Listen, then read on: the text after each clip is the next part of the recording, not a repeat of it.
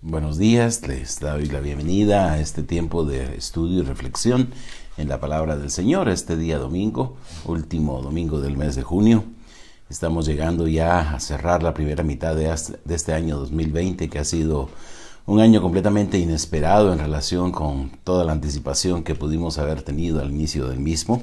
Ha sido un año que nos ha dado la vuelta a la vida en muchos sentidos, y particularmente nos ha cambiado nuestra forma de ser y hacer iglesia. Nos ha obligado a poder compartir la palabra del Señor por medio de los diferentes recursos de las redes sociales, y de esta manera compartir con la palabra del Señor. Sin embargo, es una forma como el Señor también nos ha permitido de ampliar la oportunidad de ser iglesia más allá de lo que quizá éramos hasta un tiempo atrás. Ya hoy es el 16º domingo que transmitimos desde esta plataforma de una forma diferente, de una manera diferente, pero es una forma de continuar adelante. Y si hago esta reflexión inicial es porque de alguna manera el pasaje que esta mañana estaremos meditando nos hace pensar en las formas distintas como Dios evalúa y como Dios mira nuestra manera de ser hijos suyos, de ser religiosos, si pudiéramos decirlo de esta manera. Qué es lo que realmente Dios acepta y cómo se agrada de nosotros. No podemos entender mucho de lo que tenemos en el Nuevo Testamento y en relación con lo que tenemos en las enseñanzas del Señor Jesucristo si no tenemos en perspectiva la relación que había entre Dios y la nación de Israel y el pueblo de Israel, y particularmente la importancia que el templo tenía y todo lo que el templo, todo el culto, toda la celebración, todas las actividades alrededor del templo implicaban. El templo era la manera como se dejaba evidenciar la presencia de Dios en medio de su pueblo, y era el pueblo con el cual Dios había establecido una relación especial, un pacto por medio del cual Dios se había comprometido a ser el Dios de la nación, pero también por su lado la nación se había comprometido a ser el pueblo de Dios, que viviría y actuaría de acuerdo a las expectativas de lo que Dios quería de ellos. De esa suerte, entonces, la presencia y la manifestación de Dios en medio de su pueblo se haría patente con un lugar particular en medio del cual Dios haría su presencia, por decirlo así, visible. Y esa es la importancia que el templo tiene, comenzando desde el tabernáculo que se edificó mientras el pueblo estaba en el desierto, y que fue la primera, por decirlo así, habitación de Dios en medio de su pueblo en los primeros años, los primeros siglos de la historia de la nación de Israel, hasta que ya en tiempos del rey Salomón se construyó el llamado o conocido como primer templo, o el templo de Salomón. Templo que fue destruido durante la invasión babilonia de la ciudad de Jerusalén, pero que tras volver 70 años después de estar en el exilio, en el cautiverio, reconstruyeron el templo, y fue el inicio de lo que se conoce como el segundo templo, comenzando o terminando la inicial reconstrucción del templo alrededor del año 516-515 a.C. El segundo templo pasó a lo largo de los siguientes siglos muchos momentos de historia, de confusión, de dificultad, incluyendo lo que ocurrió durante el segundo siglo antes de Cristo, cuando el templo fue desecrado por uno de los reyes de Siria. Y eso causó una revuelta de los judíos, conocida como la revuelta de los macabeos. Continuó el templo, y ya acercándonos a la época del Señor Jesucristo, una de las tareas que emprendió el rey Herodes, y se dice que fue seguramente su tarea de construcción más grande durante su reinado, fue la reconstrucción y embellecimiento del templo. Y uno se pregunta por qué tanta importancia al templo, por qué tanta importancia a todo lo que tenía que estar relacionado con ese lugar, ese edificio, porque era más que un edificio, era el lugar donde la presencia de Dios se había manifestado. En tiempos del inicio del exilio, cuando los babilonios estuvieron atacando a Jerusalén, Una de las cosas que por medio del profeta Ezequiel Dios enseñó fue que realmente su presencia ya no podía estar en medio de un pueblo que no lo respetaba, de un pueblo que no lo obedecía y un pueblo que realmente lo deshonraba. Y en una forma simbólica, Ezequiel mira cómo la gloria de Dios, la presencia de Dios se aleja del templo, abandona el templo, y es lo que permite que el templo sea destruido. Pero se anticipa un momento futuro cuando la gloria de Dios vendrá. Y cuando comienza la reconstrucción del templo, tal como se motiva a aquellos que están tras volver del exilio, que son precisamente el gobernador Zorobabel y el sumo sacerdote Josué, por medio de los profetas Ageo y Zacarías, se les motiva particularmente a reconstruirlo porque se habla de que la gloria de Dios estará presente una vez más en aquel lugar. De esa suerte, la importancia del templo no la podemos entender si no vemos lo que tiene el Antiguo Testamento al respecto de ello. Sin embargo, eso nos deja ver también algo diferente en cuanto a la concepción de lo que es el templo para nuestro tiempo y para nuestros días.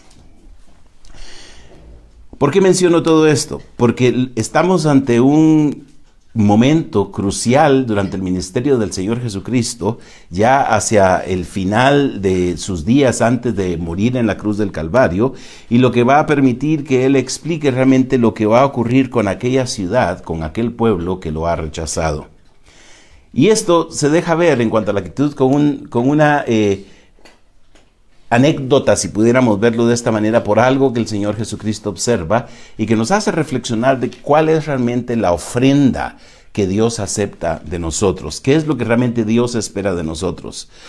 En un mundo demasiado materializado, demasiado materialista, enfocado en la obtención de beneficios de todo lo que nosotros hacemos, creemos que a Dios le agradamos con nuestros bienes materiales y con la opulencia, con lo que podríamos decir la fastuosidad de nuestros recursos, de nuestros ofrecimientos que podemos darle a Él.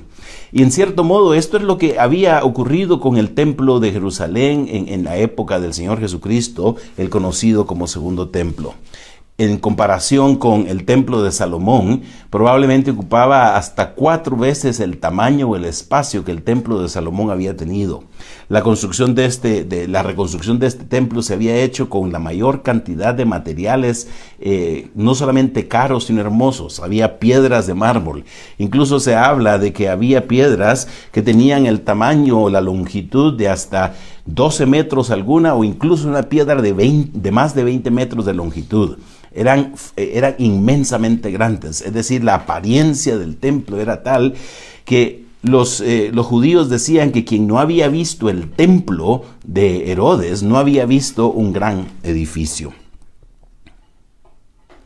Así que este templo había llegado a ser el centro de la vida espiritual de la nación de Israel, y particularmente hay algo que el Señor señala que está ocurriendo.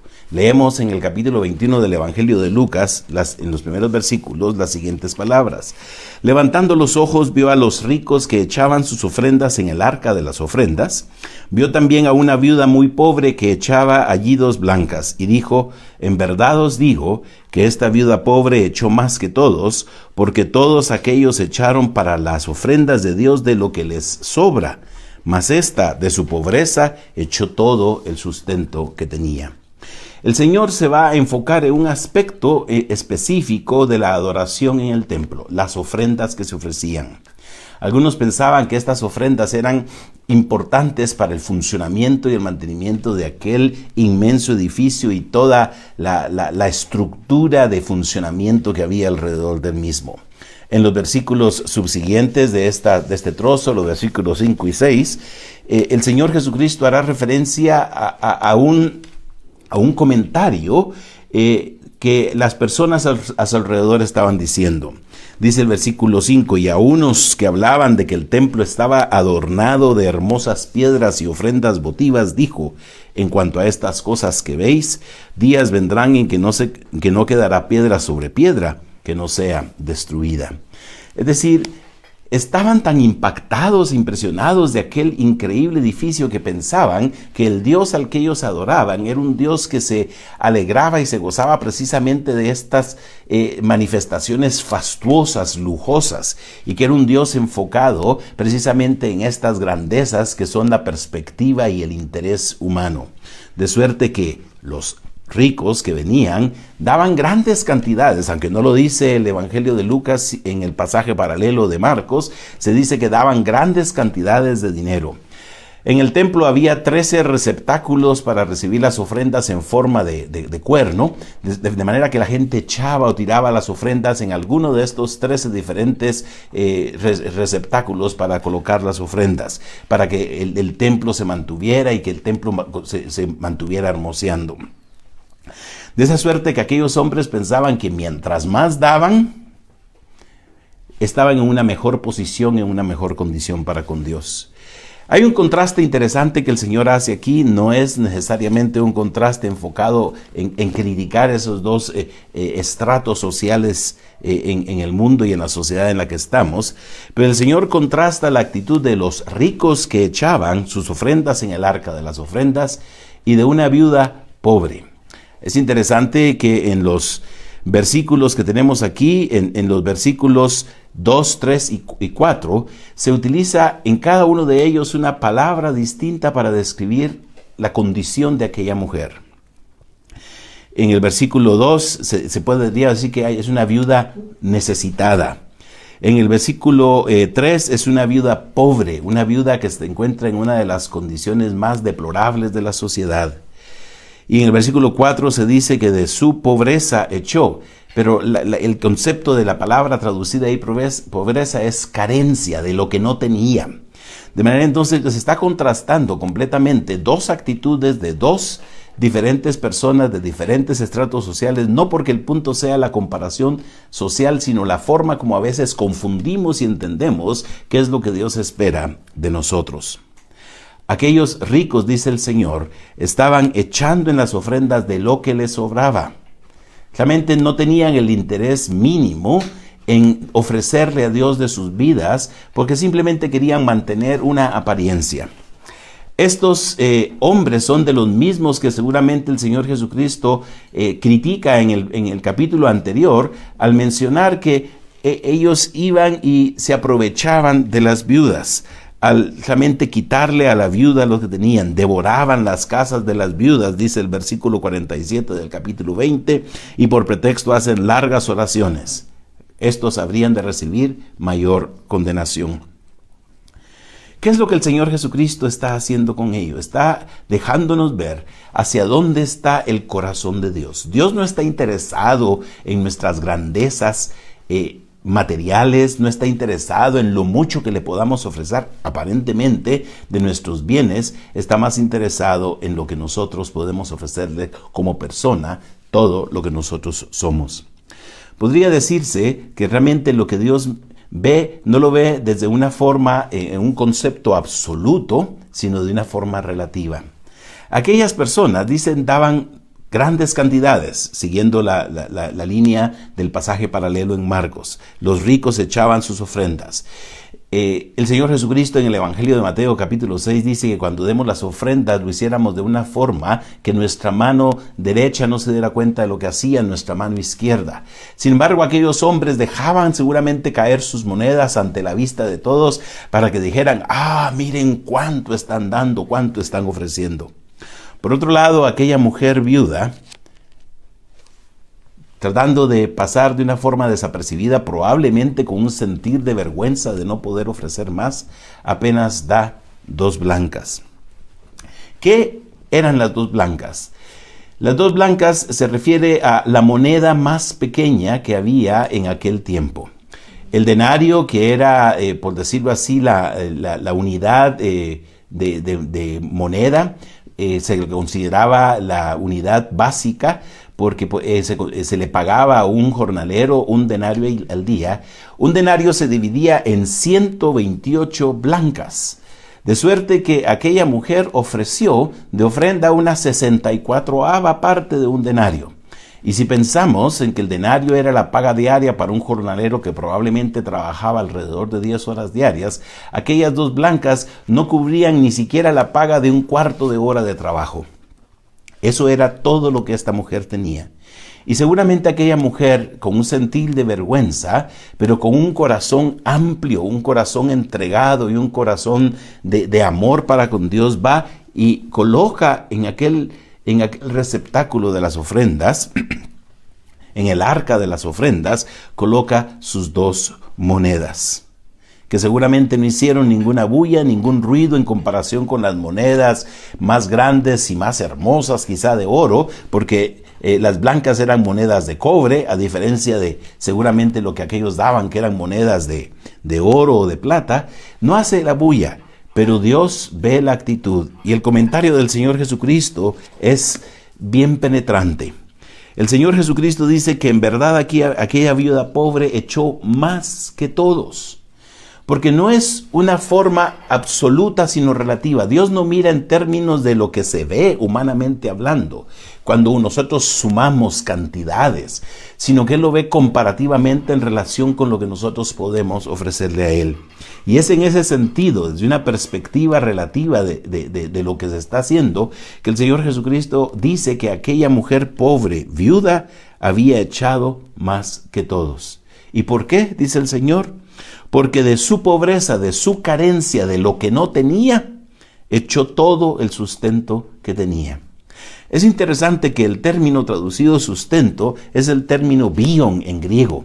Es casi como decir toda su vida, todo lo que es su vida, toda su existencia, todo lo que ella daba, ella ofreció.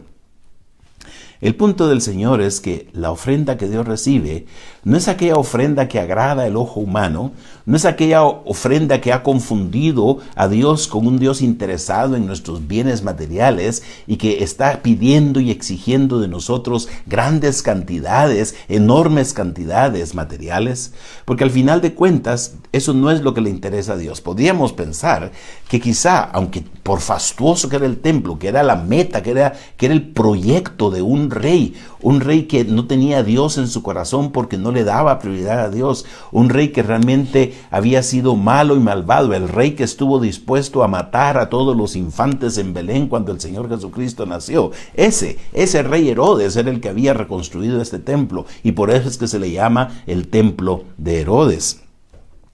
Ese rey había decidido, pensando que Dios estaba interesado en esas grandezas, había decidido hacer aquella reconstrucción y hacer este templo gigantesco. Pero eso no era lo que Dios quería. Seguramente lo que el Señor Jesucristo va a decir con su comentario en los versículos subsiguientes es que realmente eso tiene harto a Dios. Y en ese sentido, los comentarios y los señalamientos del Señor Jesús son muy similares a los profetas del Antiguo Testamento que estuvieron al tiempo cuando fue destruido el primer templo, el templo de Salomón. Cuando aquellos pensaban que el templo era lo más glorioso y lo más importante en sí mismo, el Señor les dice, realmente eso no es lo que yo quiero. Y Dios estuvo dispuesto, según podemos ver en el libro de Ezequiel, a abandonar el templo y dejar que el templo fuera destruido, porque al final no es eso lo que importa. Lo que importa es Dios, el Dios que habita en el templo y el Dios que espera no nuestras ofrendas materiales en lo que nosotros consideramos que le va a agradar, sino ante todo Dios espera que le demos la ofrenda de nuestra vida. El apóstol Pablo, en la carta a los Romanos, en un versículo que realmente es bastante importante para entender, nos dice que nosotros debemos ofrecernos a nosotros mismos, a Dios, en sacrificio vivo. ¿Qué es lo que Dios espera de nosotros? Lo que Dios espera de nosotros no es lo que se encuentra en nuestros bolsillos, no es lo que se encuentra en nuestras cuentas bancarias. Dios no está interesado en el producto de lo que nosotros trabajamos. Dios en lo que está interesado es en nosotros. El apóstol Pablo dice que con base en la misericordia de Dios debemos presentar nuestros cuerpos en sacrificio vivo, santo, agradable a Dios, que ese es nuestro culto racional. Lo que Dios espera y lo que Dios quiere es la totalidad de nuestras vidas. Y cuando confundimos esto, nos fijamos en las cosas externas, nos fijamos en las cosas de valor absoluto que el mundo tiene. Vemos las grandes cantidades, vemos el volumen de lo que está a nuestro alrededor, vemos la apariencia externa que impacta, que atrae, que nos asombra y que nos deja estupefactos. Cuando Dios no se deja llevar por las apariencias, sino que Dios se deja llevar por la sinceridad del corazón. Es en perspectiva del valor relativo que las cosas tienen, de lo que nosotros hacemos para con Dios. No en términos de lo que como humanos nosotros valoramos, medimos, cuantificamos, sino en términos de lo que Dios valora, mide y cuantifica, porque Dios es el que pesa nuestros corazones. Dios es el que pesa nuestros motivos, nuestras intenciones. Dios conoce qué es lo que realmente hay detrás. Entonces el Señor le comenta a aquellos que después están haciendo algunas observaciones en relación con el templo. Dice, y a unos que hablaban de que el templo estaba adornado de hermosas piedras y ofrendas votivas, les dice lo siguiente. Se dice que aquellas piedras blancas enormes eran tales que al ver desde la distancia el templo daba la impresión de que era una montaña nevada y que el reflejo del sol era tal por el oro que adornaba aquellos lugares, por esas ofrendas votivas, que eran obsequios que se llegaban al templo y se colgaban en las paredes, muchos de ellos de oro y de plata, en cumplimiento de algún voto que se había hecho para con Dios. Y el sol se reflejaba de tal manera que la gente tenía que hacer su mirada a un lado, porque parecía que era el sol mismo el que les estaba pegando en los ojos. Así que el templo era algo magnífico, era algo impactante, era fastuoso, era enorme. Pero Dios no se deja llevar por eso.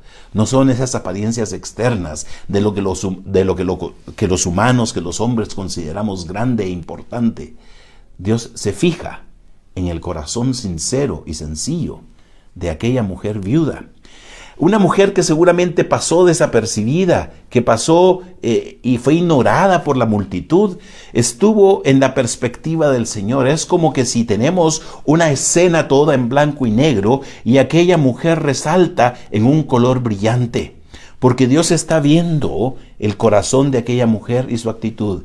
Y no es el valor absoluto de lo que da, porque era nada desde la perspectiva humana. Es el valor relativo que tiene para con Dios, porque Dios está viendo que aquella mujer se ha dado toda a sí misma para con Dios.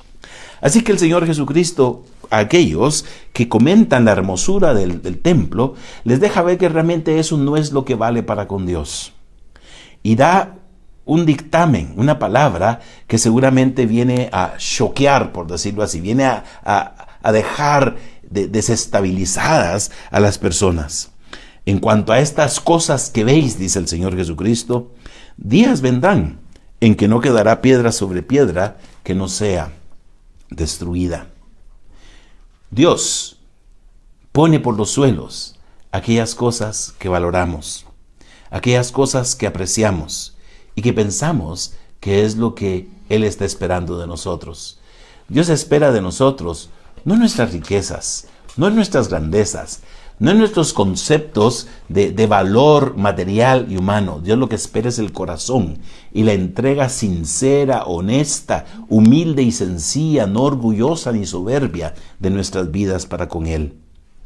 Dios valora aquello que es pequeño, pero que, humanamente hablando, pero que es grande a los ojos de Dios. ¿Cuál es la ofrenda que Dios va a recibir de nosotros? ¿Va a ser los grandes cheques que podemos escribir? ¿Va a ser las grandes cantidades de dinero? ¿Va a ser los grandes edificios que nosotros construimos y decimos que eso es casa de Dios, eso es templo de Dios, eso es edificio de Dios? Al final de cuentas, Dios no está interesado en construcciones humanas. Lo que Dios está interesado es en la casa, en el templo que Él puede construir en nuestros corazones cuando Él viene a vivir en nosotros por medio de su Espíritu, si nosotros estamos dispuestos a darle todo lo que nosotros somos y todo lo que nosotros tenemos. Cuando estamos dispuestos a decirle, Señor, aunque no tengo nada desde una perspectiva absoluta de los hombres, no tengo nada en comparación con lo que otros hombres tienen, yo tengo mucho. Tengo esa vida que tú me has dado y te la puedo devolver a ti. esa vida que es todo lo que yo tengo, pero que es un gran regalo, es ese gran don que tú me has dado a mí. Yo te puedo ofrecer esa vida, todo lo que yo soy y todo el sustento que yo tengo, te ofrezco. Porque al final de cuentas, lo que Dios espera de nosotros no son nuestros bienes materiales.